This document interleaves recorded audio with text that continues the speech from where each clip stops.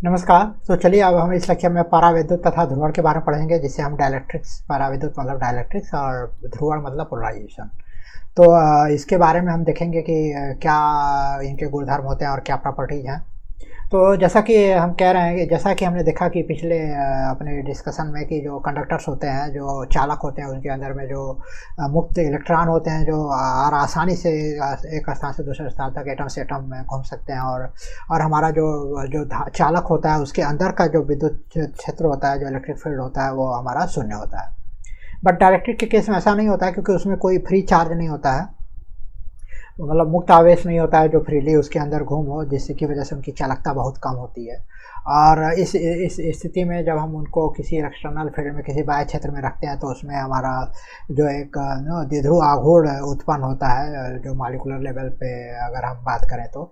और हमारा जो नेट इलेक्ट्रिक फील्ड इनसाइड होता है वो जीरो नहीं होता है, और ये जो हमारा एक्सटर्नल इलेक्ट्रिक फील्ड के जो प्रभाव को है वो हमारे अंदर में उसको रिड्यूस करता है, उसको कंपनसेट नहीं करता है। तो चलिए इसके बारे में और विजुलाइजेशन के फॉर्म में हम देखते हैं, और हम देखते हैं कि इसके क्या प्रॉपर्टी हैं और कैसे इसको हम फर्दर यूटिलाइज एप्लीकेशन में यूज कर सकते हैं।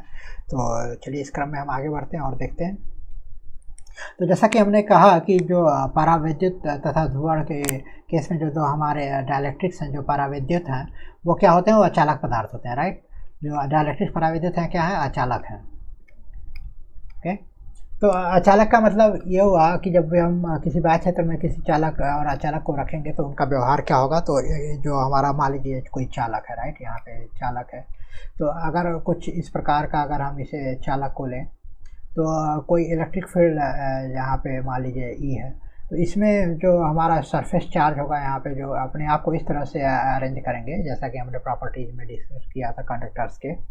तो जो इस प्रकार रिपोर्ट करेंगे कि जो मुक्त आवेश सरफेस पृष्ठ घनत्व है, सतह पृष्ठ घनत्व है, जो फ्री इलेक्ट्रॉन्स का, वो इस प्रकार का होगा कि जो नेट इलेक्ट्रिक फील्ड जो इनसाइड में क्रिएट होगा उसको इक्वल एंड अपोजिट होगा, राइट। तो यहाँ पे ई एक्सटर्नल है तो equal and opposite electric field inside में होगा, सच दैट जो ई एक्सटर्नल प्लस ई इंटरनल जो होगा हमारा जीरो होगा। तो ये होगा चालक के केस में, क्योंकि जो प्रॉपर्टी है चालक के अंदर हमारा नेट इलेक्ट्रिक फील्ड जीरो होता है।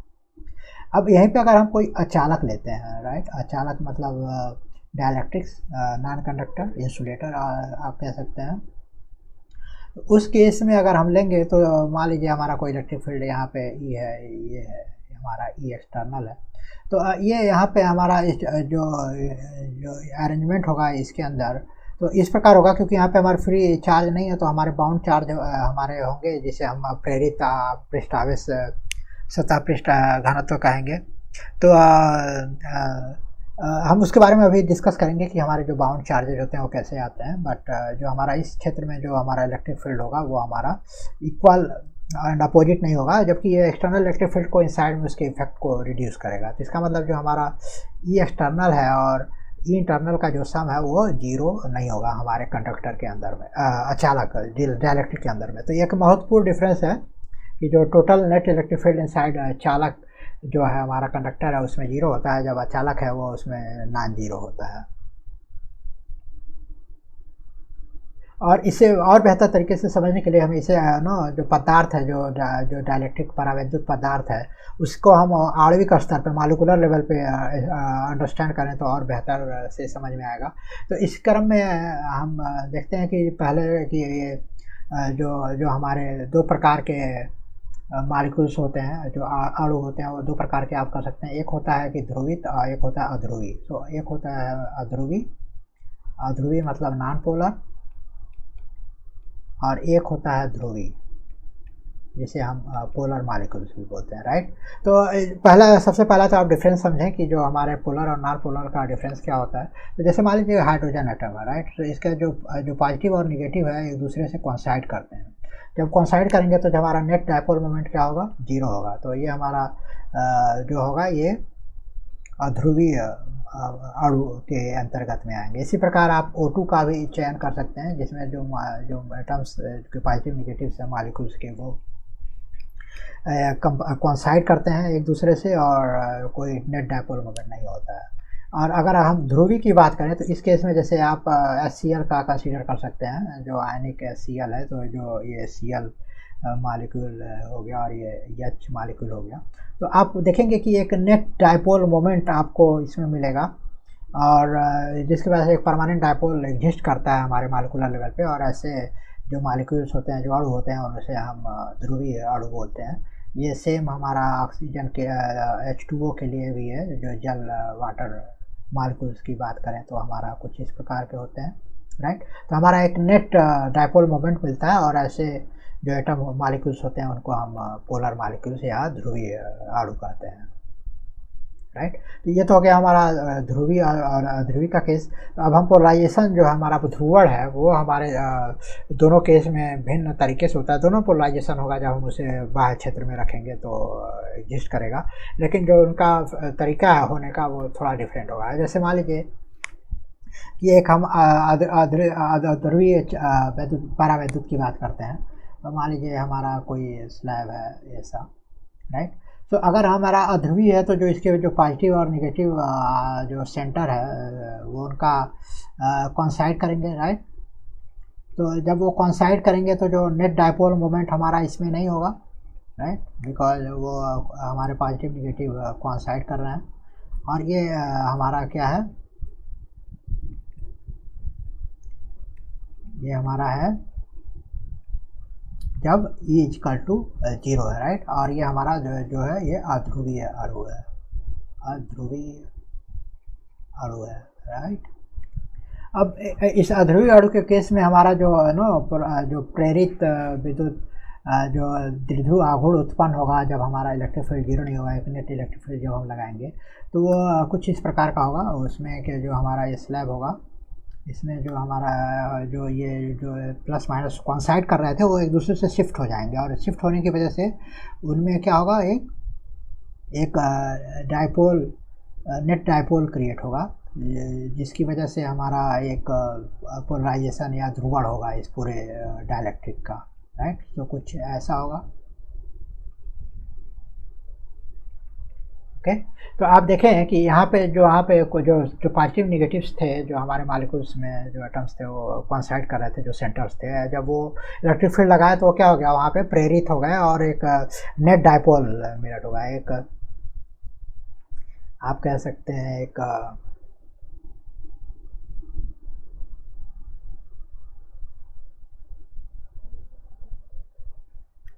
नेट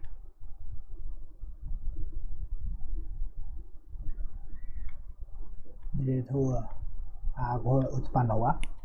सो एक नेट द्विध्रुव आघूर्ण उत्पन्न होने से हमारा क्या हुआ, यहाँ पे इसका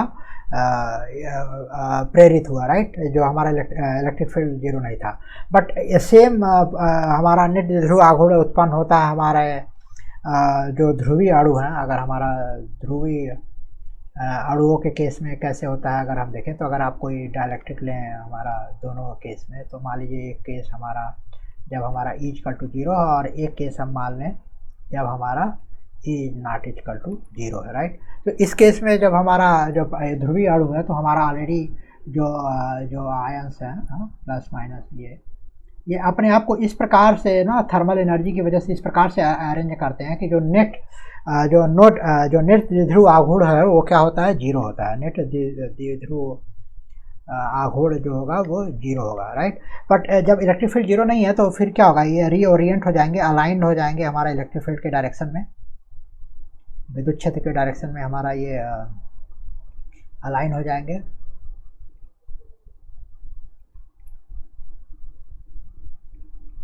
आप ऐसे रिप्रेजेंटेशन के रूप में बना सकते हैं, राइट। तो अभी देखिए इलेक्ट्रिक फील्ड के डायरेक्शन में हमारा एक नेट डायपोल हो गया है, एक नेट द्विध्रुव आघूर्ण प्राप्त हुआ, राइट। सो बोथ केस में अगर आप बात करें, अगर ध्रुवीय अणु की बात करें या ध्रुवीय अणुओं की बात करें, बोथ केस में जब हम एक्सटर्नल इलेक्ट्रिक फील्ड लगा रहे हैं तो हमको एक नेट द्विध्रुव आघूर्ण प्राप्त हो रहा है। बट इस केस में ये प्रेरित द्विध्रुव आघूर्ण है, और इस केस में ये इसका हमारा क्या है, इसका जो हमारा संरेखित हुआ है हमारा इलेक्ट्रिक फील्ड के डायरेक्शन में, बट दोनों केस में हमारा जो है ध्रुवण हो रहा है, राइट। तो ये तो कि हमारा दोनों केस में ध्रुवण की स्थिति हमको प्राप्त होती है। अब हम आते हैं अपने ध्रुवण की परिभाषा पे। तो जैसा कि हमने कहा कि जब भी हम जो बाह्य क्षेत्र में जब हम डायलेक्ट्रिक को रखते हैं तो उसमें ध्रुवण होता है। तो जो ध्रुवण की जो परिभाषा है उसे हम कहते हैं किसी पदार्थ की प्रति एकांक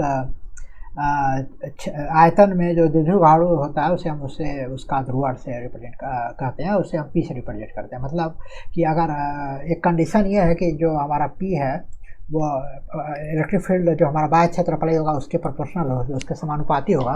और ये उस कंडीशन के लिए है। ऐसे जो हमारे परावैद्युत पदार्थ हैं वो कैसे, उनको क्या कहते हैं, उनको रैखिक बोलते हैं, रैखिक समदैशिक, रैखिक समदैशिक परावैद्युत।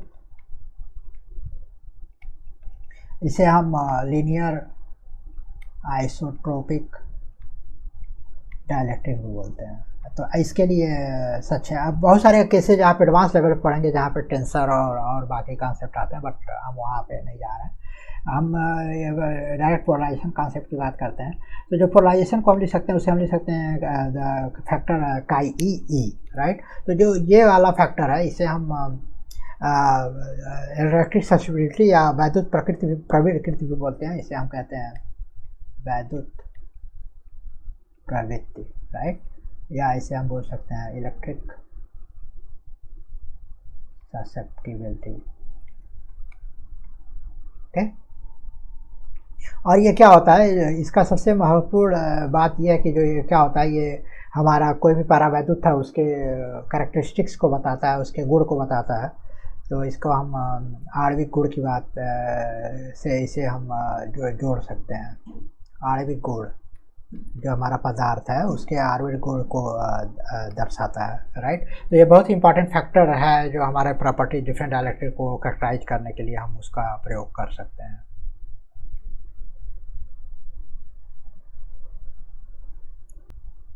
अब प्रश्न ये आता है कि अगर कोई ध्रुवित परावैद्युत है तो उसके भीतर जो मूल बाह्य क्षेत्र को रूपांतरित कैसे करता है। तो इसके लिए हम मान लेते हैं कोई हमारा एक आयताकार गुटखा है हमारा डायलेक्ट्रिक मटेरियल का, कुछ इस प्रकार का, राइट। और जब हमारा इलेक्ट्रिक फील्ड हम इलेक्ट्रिक फील्ड एक्सटर्नल इस डायरेक्शन में अप्लाई करते हैं तो जो उसका ध्रुवण होता है कुछ इस प्रकार का है।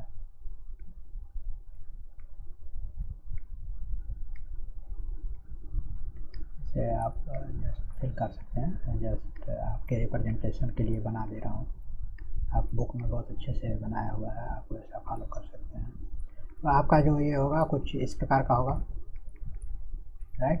माइनस प्लस अलाइंड हो जाएंगे।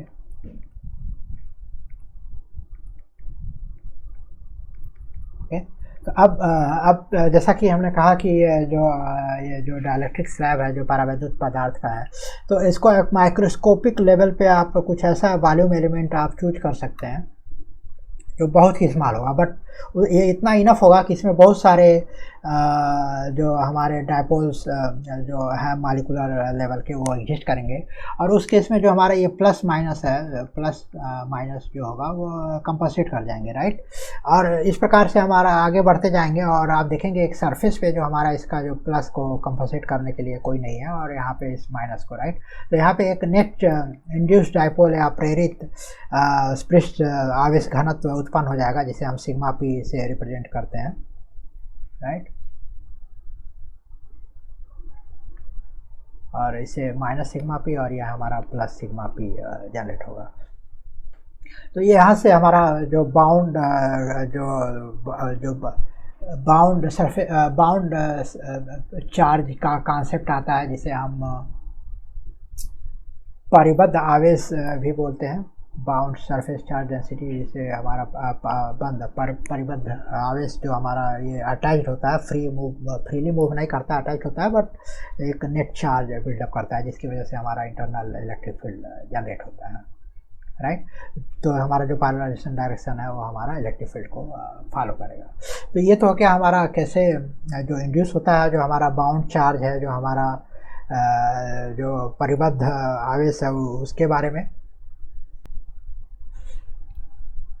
तो हमने देखा कि डाइलेक्ट्रिक्स क्या होता है, उसको मॉलिक्यूलर जो ध्रुवित और ध्रुवीय और ध्रुवीय अणु क्या होते हैं उसके अंतर को समझा, फिर वहाँ से कैसे जो हमारा पोलराइजेशन होता है, जो ध्रुवण होता है, जो ध्रुवीय और ध्रुवीय अणुओं में, जो हमारे परावैद्युत पदार्थ हैं उनमें, तो वो कैसे एक दूसरे से डिफरेंट है, बट दोनों में ध्रुवण का केस होता है। और यहाँ से हमने ध्रुवण की परिभाषित भी किया, और हमने ये भी देखा कि कैसे जो इंटरनल इलेक्ट्रिक फील्ड ना और जो परिबद्ध आवेश हैं वो उत्पन्न होते हैं, जिसकी वजह से हमारा जो परिबद्ध पृष्ठ आवेश घनत्व की उत्पत्ति होती है और नेट इलेक्ट्रिक फील्ड जनरेट होता है हमारे डाइलेक्ट्रिक मटेरियल में। तो ये तो रहा हमारा परावैद्युत पदार्थ और उनके अंदर में जो ध्रुवण है उसके बारे में कॉन्सेप्ट। अब इस क्रम में हम आगे बढ़ेंगे और इनके उपयुक्ताओं को हम देखेंगे अपने अगले लेक्चर में, जहाँ पे हम डिस्कस करेंगे संधारित्र तथा धारिता, जिसे हम कैपेसिटर्स और कैपेसिटेंस में बोलते हैं। चलिए आपको मिलते हैं अगले लेक्चर में। धन्यवाद।